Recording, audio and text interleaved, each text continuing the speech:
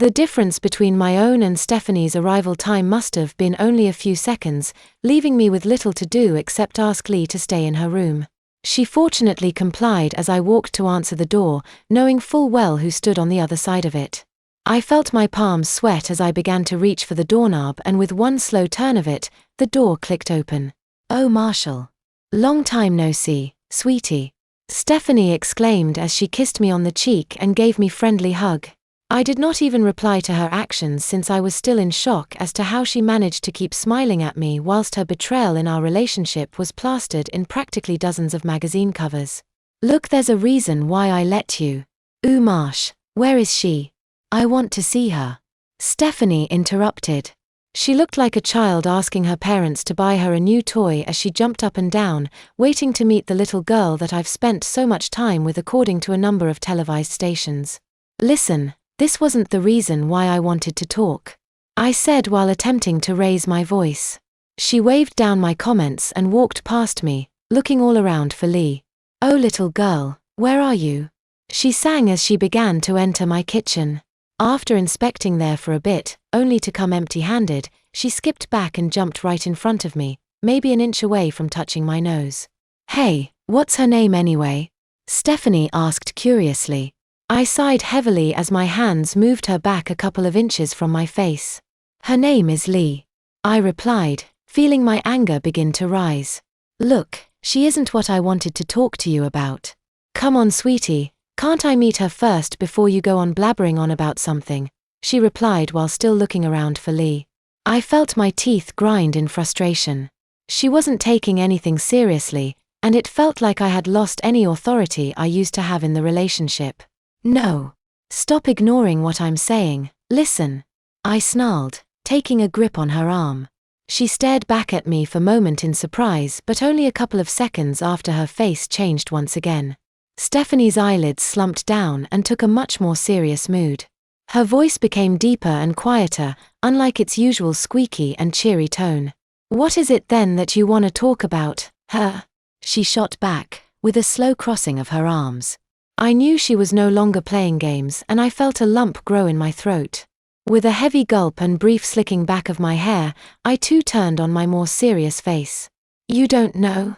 I replied coldly. I carefully watched her movements to see if I could detect her next words from just her body language. Being able to predict emotions and uncertainty in people from just how they stood or talked was a skill that took quite a while to master, but having it was something you could not put a price on. Her hips swayed lightly as she finally took a few steps to my right and said, "If it's about how we haven't gone out in a while, I'm sorry, okay? I've just been very busy and—" "No, that's not it," I interrupted as my feet inched closer to her. Stephanie's icy blue eyes connected with my own, and we continued staring at one another for a moment until I took a magazine off of my nearby counter and slammed it on the table next to us. "That," I announced with my arms crossed, "is what I wanted to talk to you about." She took a second to look down at the magazines, and shortly thereafter, a laugh erupted from within Stephanie. "That?" she pointed while laughing. "Come on, honey. That's what seriously got you all worked up."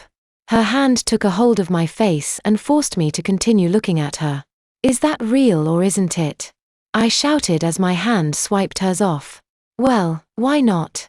If the public believes it is and we make a profit off of it, then why should it matter?" she retorted. I couldn't believe what I had just heard.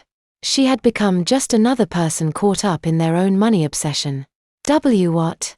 I spat back in disbelief. "Do you have any idea how much money those stupid freaking tabloids paid me to create all these scandalous relationships with other actors and shit just so they could have something to put on their covers?" she exclaimed. She was paid to act out a relationship with other wealthy individuals so that magazines could have something to give to the public? I felt my heart sink below my stomach. With another step closer to her, "Are you saying that our relationship was just something you could make a profit from?" I shouted, on the verge of tears. I couldn't understand why, but I was beginning to lose control of my emotions. "Not really. But I think it might be best to stop things for now. Look, we had a good run, right?" Stephanie chuckled at her comment with light hit to my shoulder. I continued to stare back at her in utter shock at what was coming out of her mouth.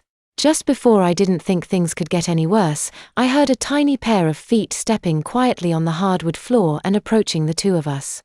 Stephanie took her gaze off of me and gasped when she saw Lee. "Oh my God.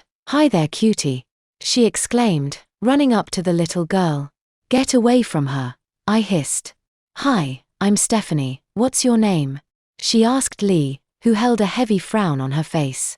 After a moment of silence, Stephanie turned to me. Marshall, why's she not talking?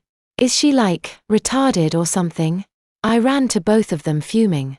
I said get away from her. My stare remained on the woman I once considered to be a decent human being. Stephanie rose to her feet. "Whatever. God, Frank doesn't pay me enough for this," she muttered as she began to head for the entrance. After hearing those words, I felt a nerve snap inside me. So Frank was in on it as well. "What did you say?" I shouted in my rage. I no longer had control over myself, just a flowing river of anger and fury enveloped me. My body began to walk to Stephanie, but just as I felt my fist clench, I saw Lee take a hold of Stephanie's pant leg. "No. Mean," she told Stephanie as her tiny hand flailed the material about. "Oh, so you can talk, huh?" she chuckled. My whole being remained frozen as I saw little Lee defending me. My anger immediately dissipated and was replaced with heavy tears. "This isn't worth it anymore," she sighed. "I'll tell Frank we broke up," Stephanie muttered just before closing the door on her way out. A tear ran down my face as I finally realized I was alone once again. Just like every other before her, another relationship broken. I dragged myself over to little Lee, she too was crying. "I am so sorry," I choked out through my sobs. I wrapped my arms around her tiny body as she buried her face on my chest. My hand gently caressed her hair as tears continued streaming from our eyes. "No Kai, Daddy. No Kai," she whimpered. "It's okay, everything will be all right," I softly told her. We remained comforting one another at the foot of the entrance until I finally saw that Lee was sleeping. I brought myself back up with the child safely in my arms. I quietly opened her door and tucked her in her bed. "I love you, baby girl," I whispered to Lee just before kissing her forehead. I noticed her pacifier was on the edge of the changing table as I quietly took it and placed it in her mouth. I wiped any old tears from my face and closed the room's entrance. Stephanie was never real to begin with. I guess relationships just aren't for me then, huh? My mind contemplated. A chuckle managed to escape me out of this entire ordeal, knowing that the prime and original reason why I looked into adoption was because I never had any luck in dating.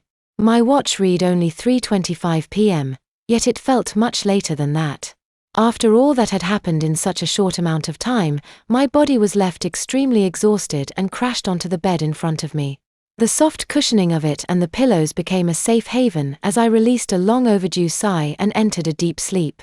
I was awakened by Toby and Amber's joyful cheering from a successful day of shopping. "Yo, Marsh, we're home," the giant lug announced. "Don't worry, I kept Toby from spending too much on your card, Marshall," Amber added happily as she mumbled something else to Toby, and the both of them commenced laughing. It was going to be interesting trying to explain to them everything that happened in their absence.